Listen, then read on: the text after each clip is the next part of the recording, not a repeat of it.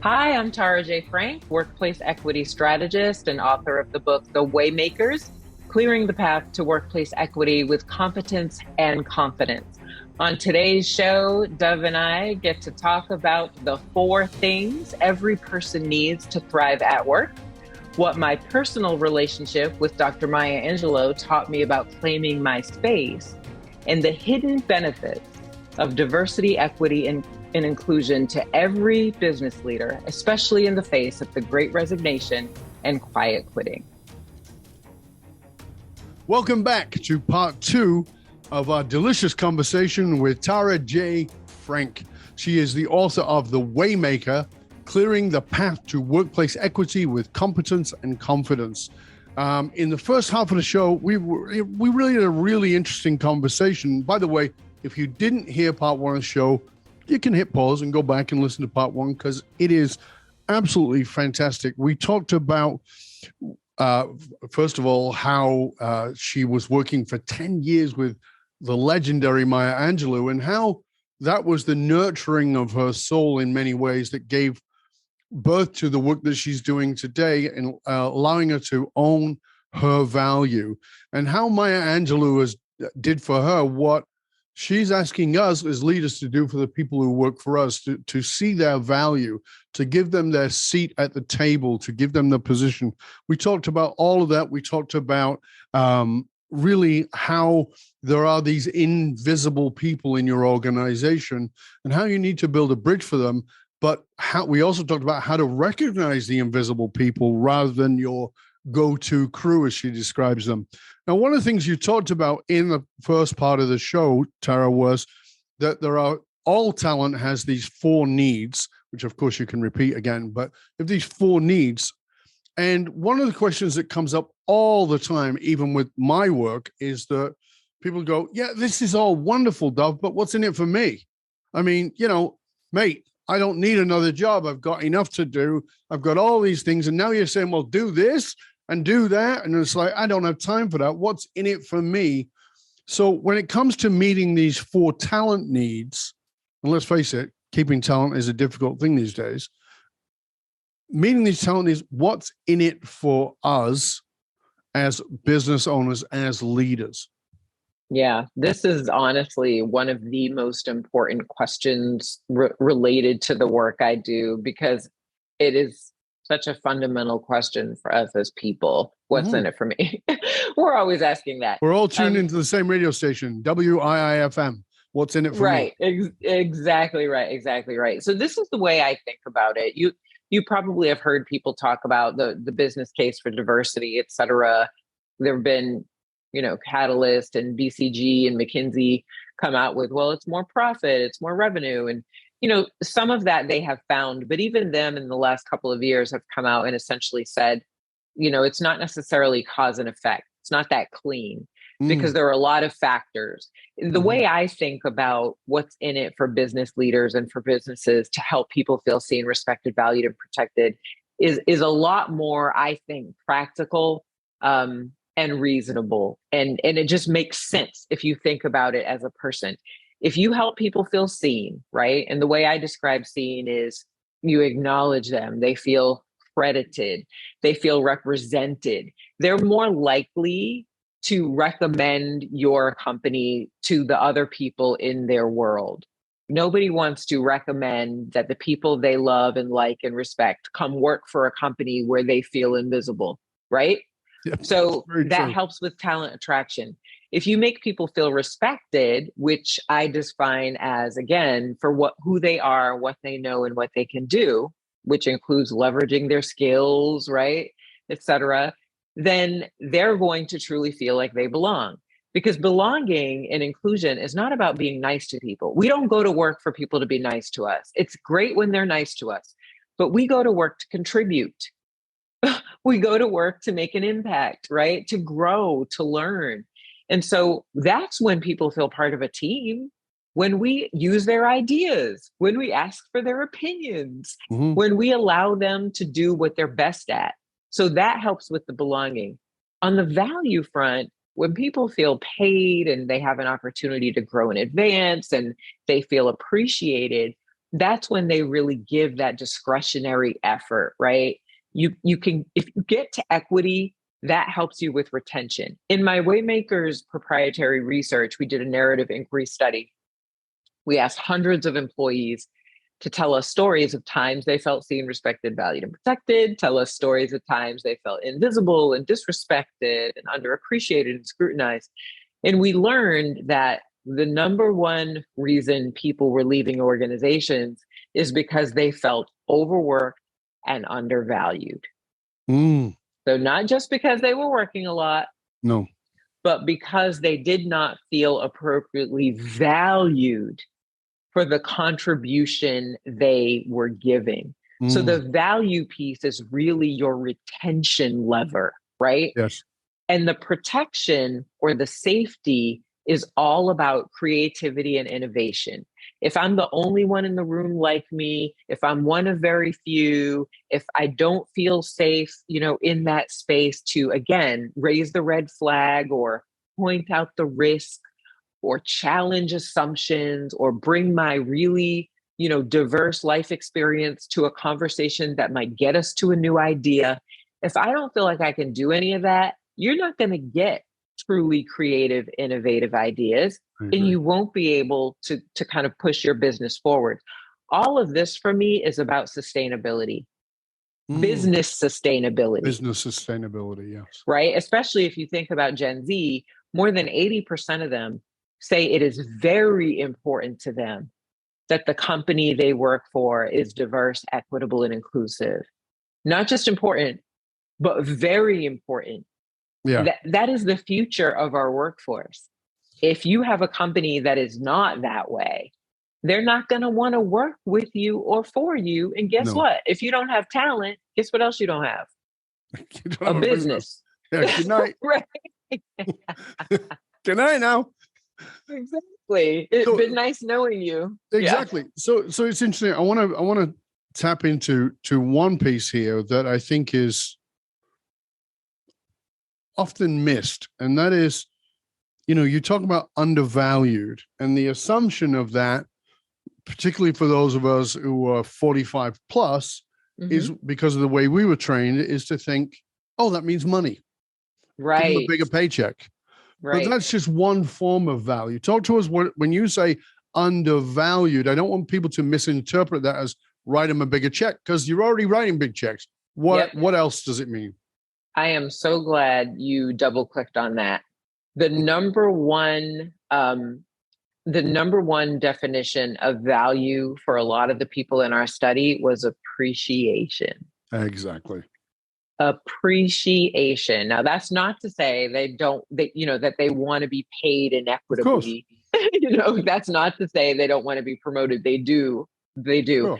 But appreciation, like somebody's coming into work early, leaving work late, working on the weekends, missed, unfortunately, their child's dance recital. Like, if any of this stuff is happening and they do this great work and you're like, oh, good, I was wondering when you would send that over, and you keep it moving, imagine how that person is going to feel. And these micro moments of, a lack of appreciation are happening every single day, and they compound. So if I give you everything I've got and you give me nothing in return, back to the reciprocity, I will start to feel abused over time, used and abused. And nobody wants to stay in what they perceive to be an abusive, right, relationship. That's very important. And I want to just bring this home to people about what we were talking about before we started. I want you to understand this psychologically, not because you're an ass, it's just psychologically. And psychologically, our brain is designed to not pay attention to that which is familiar. If you're around it enough, you don't notice it much. That's why you take your partner for granted at home, or you take your kids for granted, or whatever it is. And taking that moment to stop and go, okay, I'm going to pick 2 people a week, and I'm just going to spend 15 minutes and go, what am I taking for granted in this person? Because, Charlie or Susan or, Betty or whoever it is, always does a spectacular job. And I know that they always do a spectacular job, but it's a generalized, which then makes it taken for granted. Yeah. So you go, you know what, Zoe, I've told you before you do an amazing job, and I really appreciate that. But I want you to know, and then you pick something specific. Specific. Right? Yes. The specificity of the thing is so important, because if I say to my wife, you're beautiful, that's great. Yep. But if I say, you know, you are beautiful, but you just have the most magnificent skin. Yeah. Right. Or Yeah. I love the shape of your ears, or, you know, whatever it is. Yeah. It's like suddenly it's gone from a generalized, it's now like, oh, it gets past it makes people feel right. It makes people feel visible, and it makes them feel, you know, it helps them understand what is uniquely valuable about them. And we all want to be seen for what is uniquely valuable about us. Like, you know, I love your example with your wife, because you could say, you know, you say, I love you to your partner, or hopefully all the time. But when you say, this is what I really love about you, yes, that feels completely different, right? So I agree with you. The specificity is critical, and leaders really need to lean into that. The other thing you made me think about when you were talking on the protection front, like, I also tell C-suite leaders, look, this is about unlocking contribution. Like, if I don't feel safe, if I don't trust you, let's say you and I, Dove, are in a friendship. If I don't trust you for whatever reason, because I don't feel safe, because you've said something before or done something, or somebody harmed me and you didn't have my back, like any of that, I'm only going to bring so much of myself to this friendship. Mm-hmm. If I was coming up against this line before, and I went to cross it, and I got burned by you in whatever way, sure, by either something you did or something you did not do, sure, next time I'm not even gonna come close to that line. No. Like, I'm steering clear of that line, because I don't want to feel that way again. And what I tell leaders is, do you know how many people in your company are giving you 40-50% of what they have to give? Do you understand how much contribution you are leaving on the table? And then I say, look, you always want to say the equity work, the inclusion work is not a priority. Like, after we do this, we'll do that. I said, but if you were an elevator company and somebody came and said to you, hey, our elevators are not working 40% of the time, you would fix that. Sure. Yeah. It's how you get, it's the heart of your business. You would fix that. You wouldn't say, well, we'll go fix that after we do this contract. And, you know, you would fix it. And there's another level of this, and I want people to grasp this, because as you sit there as a leader, or you're on your run, or whatever you're doing, and you're listening to this, when you think about this, is, did you start off, so this person came in to work with you, did you start off with a way to have them, to facilitate them bringing all of their best? And you go, well, I think we did, right? Maybe you did, maybe you don't, I don't know. But let's say, you know, you believe you did. And I go, well, if you facilitated that genuinely, then I got news for you. The people who came in and gave you at least 80%. If you facilitated 100%, they gave you at least 80%. And if those same people you can look at today and you go, why is this person performing at 40%? That's on you. It's not on them, because you just said it. And I really think it's important. You just said it, which is, there's some place they got burned for stepping beyond, and they got ridiculed, or somebody said, you know, that's not your role, or, you know, mind your business, or whatever it is. And they went, okay, screw you. I can do quiet quitting. I can come in and do a bit. I can do what, you know, I'm following the rules. But I'm going to check these boxes. Check in the boxes. So the question becomes, if somebody is, you know, and I say this to people around engagement, what I call the engagement lie. The engagement lie is this: whatever they're saying about engagement, you know, and it's shit. Let's all be honest about that. It is. But where's yours? You're the leader looking at these people going, you know, my people are 40. Where's yours? Yeah. Where are you facilitating the engagement? Well, we do this. You know, we bought a coffee machine. We did that. Who cares? That's not engagement. Oh Engagement man, is in the reciprocal curiosity that you've been talking about. can I just say that we are kismet? Like I'm so happy that you're having me on the show and that we're having this conversation. I have a lot to say in my book about engagement surveys, for instance, because I don't think the questions we ask really tell us much. No. You know, one of them around the work that I do is we say, my leaders care about diversity, equity, and inclusion. And the way what happens in our brains with those kinds of questions, Dov, is we're like, well, do they? I guess kind of. I suppose so. Well, some of them do. And then we answer yes. That has no bearing on whether I feel that I have been treated fairly personally. No. That has no bearing on whether I have the information or support I need to get to the next level. That has no bearing on whether I'm getting the feedback I need to improve my performance. Those two things have nothing to do with each other. So we designed an employee experience survey because I think what leaders really need to know is how their employees are experiencing the company culture and the leadership, because those experiences are instructive, right? Yes. If I know, if these people say, I don't get feedback on my performance until it becomes a barrier to advancement, if 60% of the people agree or strongly agree with that, guess what? You have a crappy feedback culture. Yes. That's instructive. You can do something about that, right? So in the context of that feedback culture, right? Because I think you're absolutely right. And you know, whether that's around engagement or whether that's around diversity or whatever it is around. Yep. If you were to sort of say, here's the number one thing that companies are not doing to create that feedback culture in an honest way. Because, you know, we all know surveys are slanted or tend to be slanted in a particular direction to give the evidence of whatever it is. Cognitive biases, you know, we've all got it.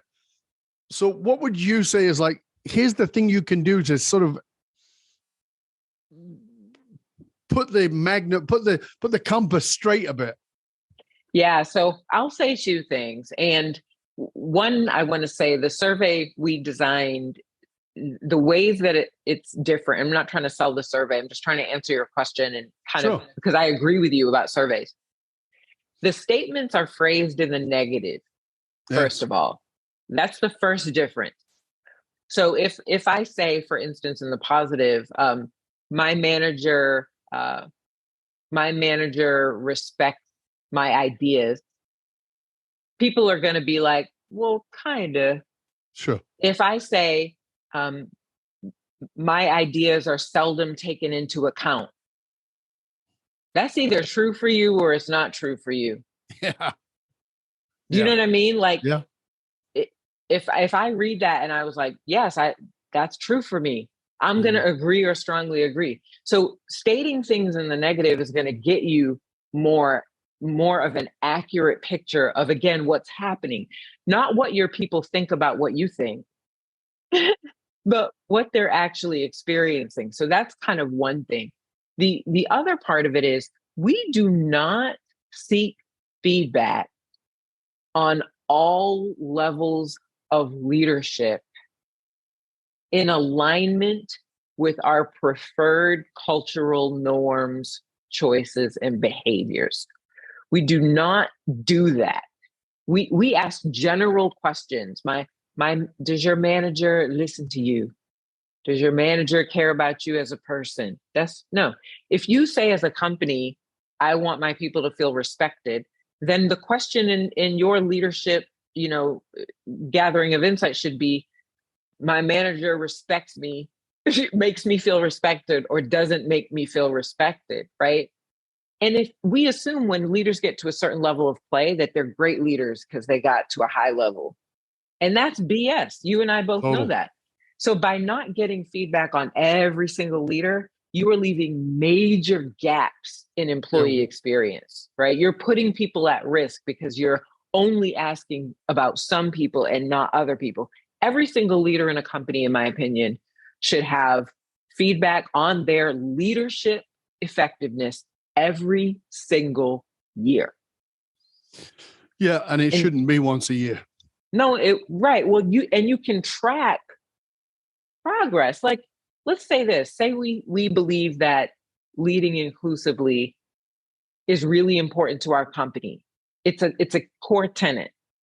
And I'm getting feedback on UW year after year after year. And by year 3, the results are the same.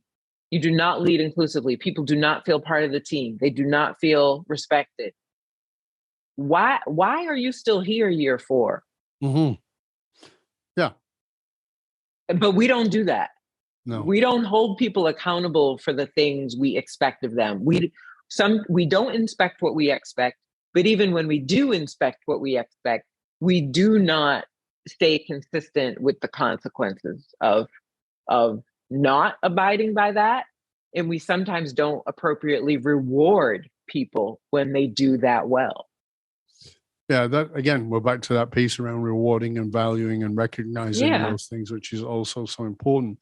When we're thinking about this, again, as part of the intro in part 1, what I talked about, I think a lot of people get to a place like we've made a lot of mistakes because we're human across the board, right? Yeah. There are a lot of things. I mean, I'm watching this show. My wife and I watch the show 1924, which is the pre-stories of Yellowstone. Oh, right? yes, we watched it. The pre-story, right? And so, there's this. It's very, very hard to watch one part of the show because it's about the native girl. Oh my God, painful. And the pain, the suffering of this. It is so painful to watch. Yes. And now I live in Canada, where the Pope has actually come and apologized for the heinous way that Native people were treated and the amount of children who were murdered. Yes. We've made horrible mistakes. We've all made horrible mistakes, and we need to change things. However, and this is my opinion, so I'm going to put that in with little asterisks here. My opinion is oftentimes we approach things in a pendulum way. We go from one way all the way over to the other side. And now, I've got to call you by a name that doesn't make any sense, or I've got to do things that, and that creates the resistance. It's like, I'm happy just to be reasonable here, but this is insane. And so we get this resistance about the things that are sane because everything's seen through the insane lens, because everything in our society seems to polarize from extreme left to extreme right. Yeah. So when we're facing this diversity and the need for diversity, which I am absolutely in agreement with you in, when that resistance comes up, what do you recommend a company does? How do we confront that with our people who are good people, but they're just like, oh, it's another one of those bloody pendulums?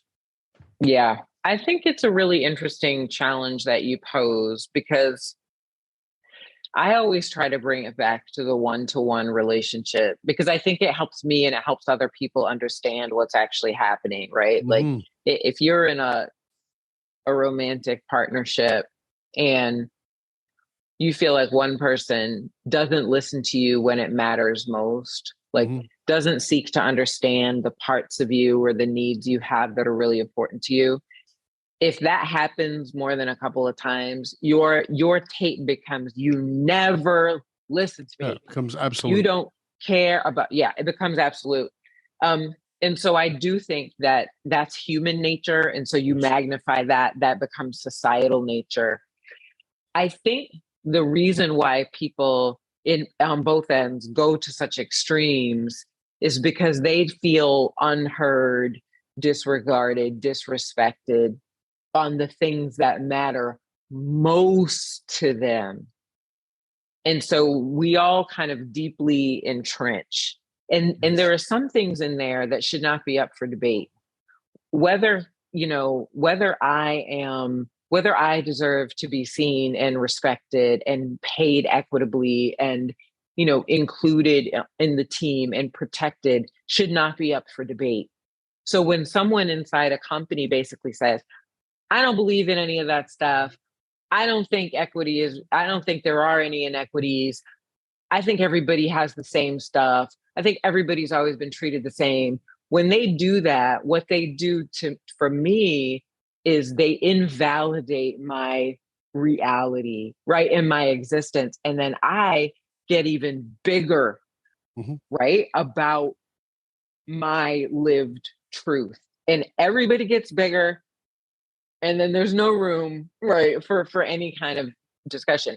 What I tell leaders to do and companies to do is, look, the first thing you need to do is be clear about the kind of company you want to have. Not in reaction to any noise, but with a future lens. What kind of company culture do I want to have? That's number one, right? The second is to understand through experience surveys or conversations what kind of company you have now. So this is what I want to have. This is what I actually have. And then to start to characterize the gap and to make it really clear to people what you need from them in service of your desired, right, culture. Once you do that, you have to hold leaders accountable for the culture that you define as important to you. And to me, when leaders don't abide by that, that's not about politics. That's not about race. That's not about gender. That's about performance. But we don't always treat it that way.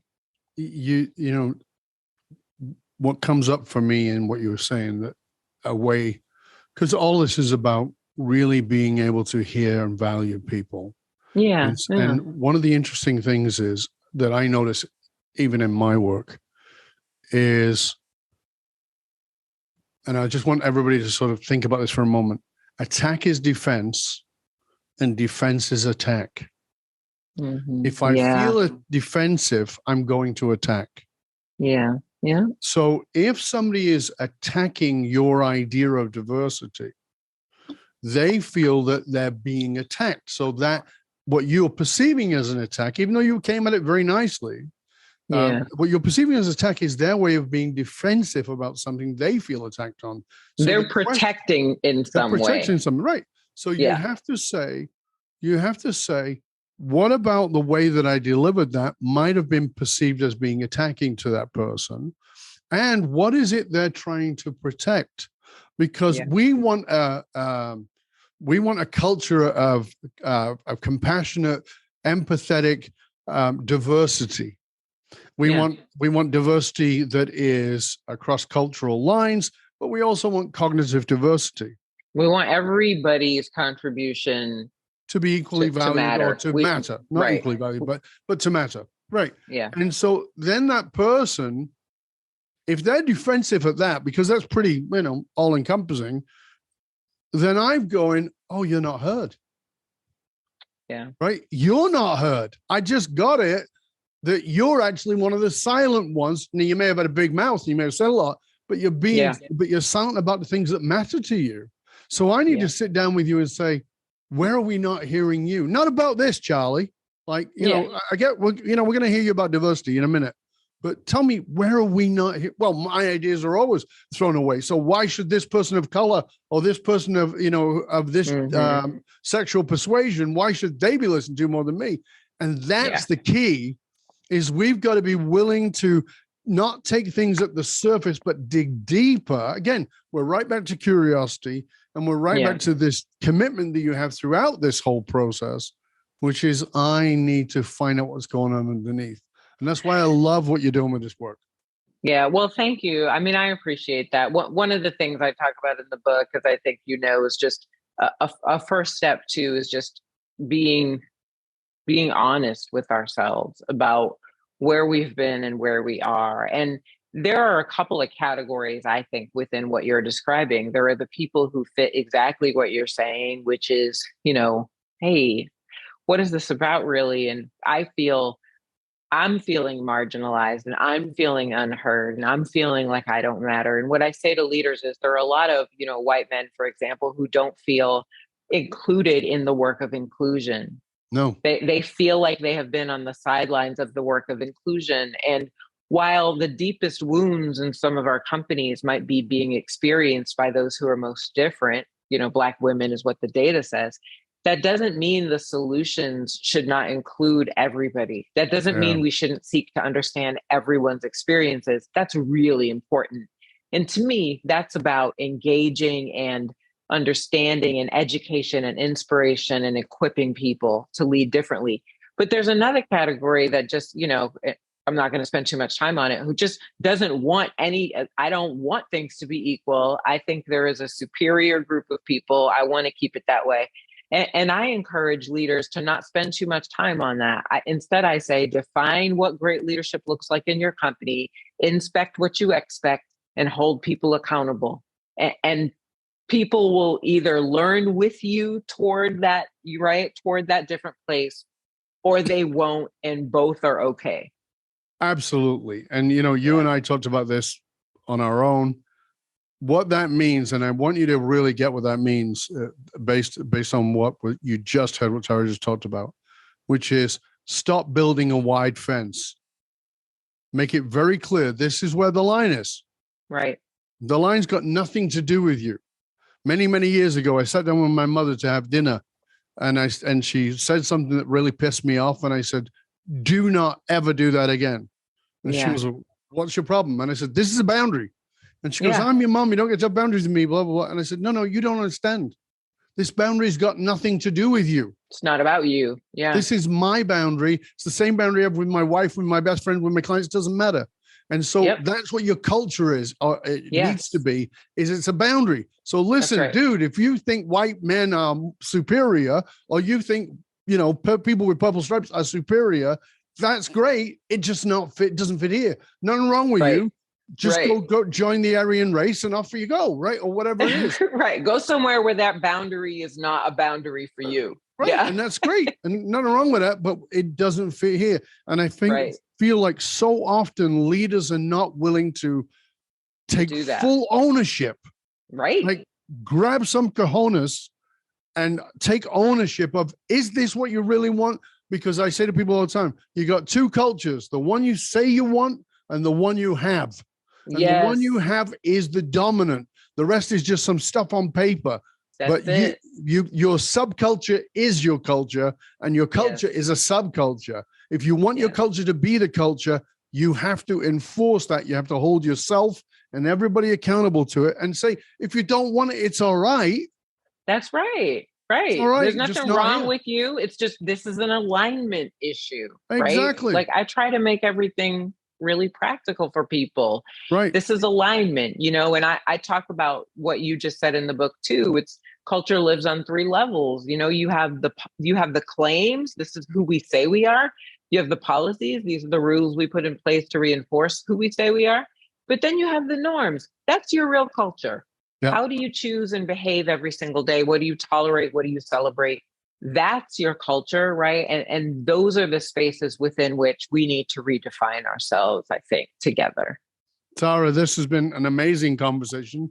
You're a rock star. Thank you so much. Thank you. I want you to leave us with one, I like to ask people, what's one thing we can do, 5 minutes after listening to this, or certainly within the next 24 hours to make us into waymakers, to help us to be better waymakers? What's the one practical thing we can do? Yeah, build a bridge. At the end of the day, relationships are still the great accelerator. And when we get to know people personally and professionally, we can open doors for them, remove barriers for them, and usher them through to greater levels of contribution. So that relationship is the most important thing any one of us can do. Thank you. And I would remind you to explore relationships with the people you don't normally explore relationships with. That's right. Step outside of your comfort zone around. Someone who is not like you. That's what we get the most out of. Yeah, those are the ones that will give you the most juice. I've often said, and I did a video on it years ago, which said the worst advice you ever got was spend time with like-minded people. Please don't do that. You'll just be living in a bubble. Spend time with people who are not like-minded, who think differently than you, and try and find what you just talked about earlier, which is find out what you have in alignment with them. Find out where there's reciprocity, where there's rapport, and you'll grow immensely. Tara, again, it's been a pleasure and honor. Please tell people where they can find out more about you before we go, and where they can find out more about the book. Thank you so much. I'm at tarajayefrank.com, TaraJayefrank.com. I'm also very active on LinkedIn, if that's a place that you hang out. I'm on Instagram at Tara Jaye Frank as well. And then the book can be found anywhere online books are sold, Amazon, Barnes & Noble, Goodreads, etc.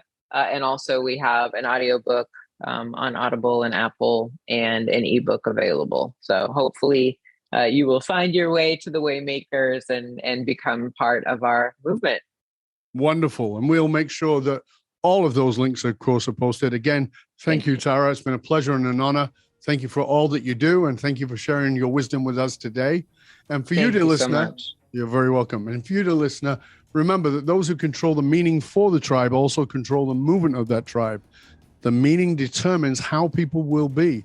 Business and political leaders committed to positively shaping the political and business landscape know that we've got to tap into what drives human behavior, and that is meaning. I'm Dov Barron. I show businesses, teams, and leaders how to harness their emotional source code to move their tribe, because unified actualized meaning is the one single monolithic difference between mediocrity and greatness in individuals and in companies. I want to thank you for sharing the show with everybody you know. Till next time, stay curious, my friend. Stay curious about how you can be a waymaker, how you can build a bridge, how you can bring us all together. Yes, you are that powerful. You do matter. Take your seat at the table. You are powerful and you matter. I'm Dov Barron. I'm here to assist you tapping into your deepest meaning to reach that next level of clarity, focus, purpose, and profit in your business, in your life, and in your leadership impact. And I am out.